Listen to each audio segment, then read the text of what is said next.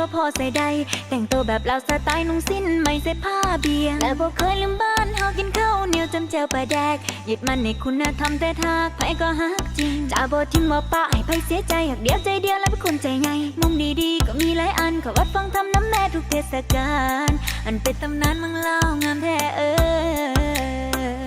หักน้องแท้บ่เลยทำเธอเมื่อลงมาหลอกหูบ่ว่าน้องเป็นคนจริงใจถ้าหักน้องจริงหวังแต่งต้องตามอีกของให้เอาพ่อแม่มาขอน้องว่าหักแท้ก็เข้ามา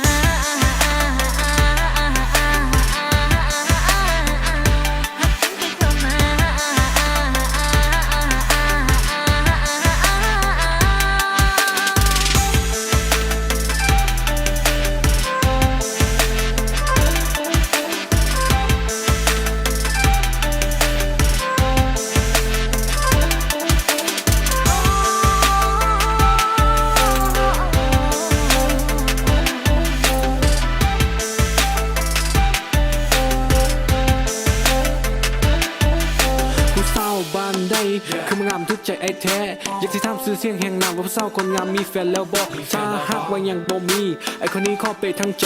ไอ้เสียพ่อแม่มาขอสินสอดทองมันเราสิเอาซ้ำได้ทุ่มทั้งใจทุ่มทั้งกายให้น้องคนนี้ไปจนวันตายหอนยามกินไอ้กะสิป้อนหอนยามนอนไอ้กะสิกล่อมไอ้สิเฮ็ดให้เจ้าทุกอย่างอยากได้อีหยังบอกเลยงามงอนขอเพียงหักเดียวใจเดียวหักไอ้คนเดียวเท่านี้ก็พอ